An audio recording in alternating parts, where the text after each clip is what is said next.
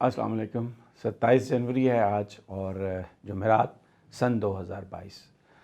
Important development है और वो ये कि सुप्रीम कोर्ट बार के प्रेसिडेंट जनाब एहसन भून ने नवाज़ शरीफ साहब और जहांगीर तरीन की जो मुस्तकिल नाअहली है उसको ख़त्म करने के लिए एक आइनी दरख्वास्त सुप्रीम कोर्ट ऑफ पाकिस्तान में दायर की है, जिसमें ये कहा गया है कि अदालत इस फ़ैसले पर नज़रसानी करे और 184(3) के तहत शेख 3 के तहत जो सज़ा दी जाती है उसमें एक बड़ा बुनियादी नक्स ये है कि उस फ़ैसले के ख़िलाफ़ अपील नहीं की जा सकती,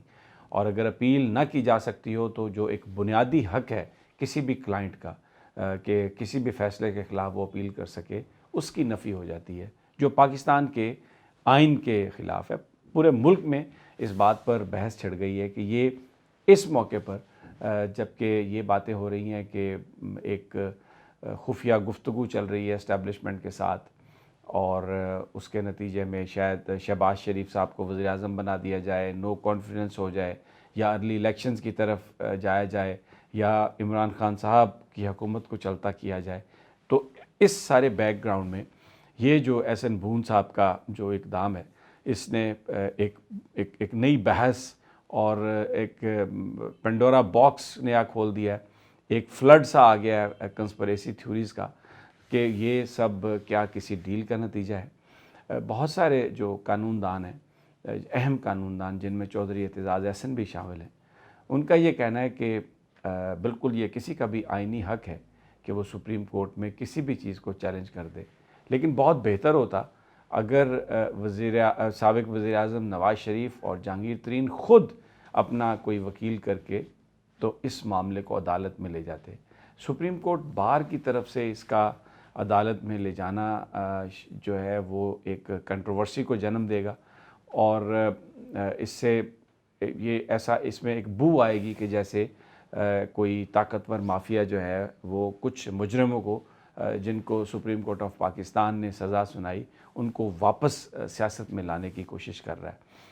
क्योंकि मफाद आमा में अगर कोई चीज़ हो तो इंस्टीट्यूशंस की तरफ से उसका किए जाना समझ में आता है, लेकिन अगर कोई ऐसा फ़ैसला जिसको आप चैलेंज कर रहे हैं कि उसको उसके नतीजे में चंद इंडिविजुअल्स को अगर कोई रिलीफ मिलेगा तो शायद वो ज़ेब नहीं देता सुप्रीम कोर्ट के प्रेसिडेंट को, सुप्रीम कोर्ट बार के प्रेसिडेंट को कि वो इस मामले में मुकदमा दायर करे। लेकिन बहरहाल ये पटिशन जो है वो दायर हो चुकी है। इस वक्त शहर में मुख्तलिफ़ क्या सराइयाँ हैं और कुछ लोगों का ये कहना है कि डील अब हो चुकी, अब नवाज़ शरीफ साहब और जहांगीर तरीन साहब को रिलीफ मिलेगा। इस वक्त सुप्रीम कोर्ट के जो चीफ़ जस्टिस हैं जनाब जस्टिस गुलजार अहमद, वो फरवरी के पहले हफ्ते में रिटायर होने वाले हैं। उनकी जगह जनाब उमर अताब बंदयाल साहब चीफ़ जज का चार्ज संभालेंगे और तवक्को ये की जा रही है कि ये जो मुकदमा है इसकी समाअत के लिए जो बेंच तरतीब दिया जाएगा वो जनाब उमर अताब बंदयाल की तरफ से ही उसको तरतीब दिया जाएगा। लेकिन बहरहाल इस वक्त गुलजार साहब चीफ़ जस्टिस हैं, वो चाहें तो बहुत अर्ली इसको हेयरिंग दे सकते हैं। चीफ़ जस्टिस गुलजार साहब उस बेंच का हिस्सा थे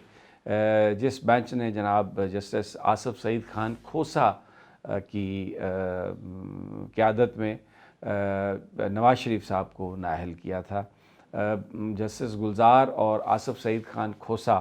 वो दो जज थे जिन्होंने जो पहला फ़ैसला आया था उसमें डिस्क्वालीफाई किया था नवाज़ शरीफ साहब को, जबकि दीगर 3 जजेस ने ये कहा था कि मज़ीद इन्वेस्टिगेशन होनी चाहिए, जिसके नतीजे में JIT बनी थी। उस JIT की फाइंडिंग्स जब आई सामने तो उसमें ये बात आई कि नवाज़ शरीफ साहब का एक अकाउंट है, एक अकामा है, अगरचे वो कंपनी उनके साहबजादे की थी, लेकिन उसमें ये कहा गया था कि ये जो अकामा है ये पाकिस्तानी कवानीन के मुताबिक, इलेक्शन कवानीन के मुताबिक ज़रूरी था कि उनको वो अपने जो उनका जो एफिडेविट थे या जो दस्तावेज़ात उन्होंने इलेक्शन कमीशन में जमा कराई थी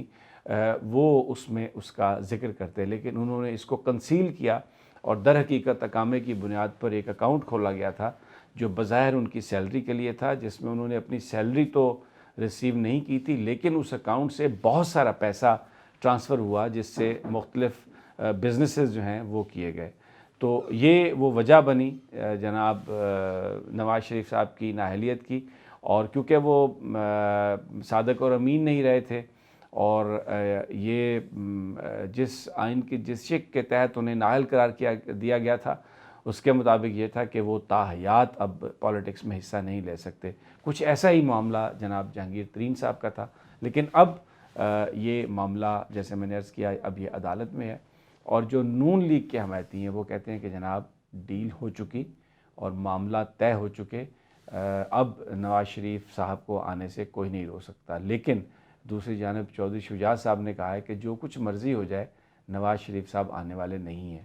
اب شیخ رشید صاحب نے بھی ایک بڑی امپورٹنٹ بات کی ہے۔ شیخ رشید صاحب کا یہ کہنا ہے، وفاقی وزیر داخلہ،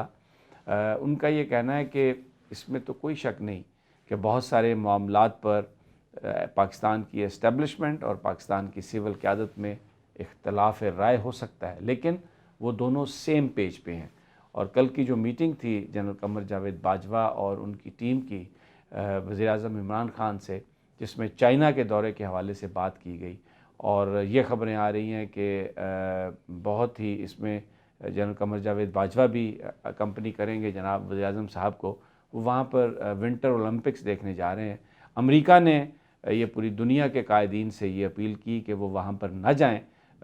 چائنا کو آئسولیٹ کرنے کی کوشش کی امریکہ نے، لیکن روسی صدر پوٹن بھی اس بات کا اعلان کر چکے ہیں کہ وہ وہاں پر جائیں گے۔ وزیر اعظم عمران خان صاحب نے بھی اعلان کیا، اور اب جنرل قمر جاوید باجوہ کے بھی ان کے ساتھ جانے کی اطلاعات ہیں۔ تو یہ ایک بہت بڑا میسج ہوگا امریکہ کو، لیکن بتایا جاتا ہے کہ چائنا میں بہت زیادہ معاہدے سائن کیے جائیں گے، MOU سائن کیے جائیں گے، اور پاکستان میں جو سی پیک کے جو پروجیکٹس ہیں ان کو بڑی تیزی سے مکمل کرنے کی کوشش کی جائے گی، اور بائی ڈوئنگ دس پاکستان ایک میسج اور ایک سگنل دینا چاہتا ہے کہ جو چائنا کے ساتھ جو دوستی ہے پاکستان کی اور سی پیک میں جو پارٹیسپیشن ہے اس پر پاکستان کمپرومائز نہیں کرے گا۔ پاکستان امریکہ سے تعلقات چاہتا ہے، اچھے تعلقات چاہتا ہے، پاکستان یہ بھی چاہتا ہے کہ امریکہ بھی سی پیک کا حصہ بنے، لیکن وہ کسی بھی طرح چائنا کے ساتھ جو اس کی دوستی اور جو تعلق ہے اس میں کسی طرح کا بھی کوئی فرق نہیں ڈالنا چاہتا۔ بڑا امپورٹنٹ یہ دورہ ہے، جیسے ہی ہمارے پاس انفارمیشن آئے گی ہم آپ کے ساتھ شیئر کریں گے۔ ابھی آج تو جو سپریم کورٹ بار ایسوسیشن کے صدر نے جو پٹیشن دی ہے سارے ملک میں، اسی پر بحث ہو رہی ہے۔ اختتام سے قبل آپ سے درخواست ہے کہ اگر ابھی تک آپ نے ہمارے چینل کو سبسکرائب نہیں کیا تو اس کو سبسکرائب کر لیں، بیل آئیکن کو بھی دبا دیں، جیسے ہی میری نئی ویڈیو اپلوڈ ہوگی آپ تک اس کا نوٹیفیکیشن آ جائے گا۔ اگلی ویڈیو تک اجازت دیجیے، اللہ نگہبان۔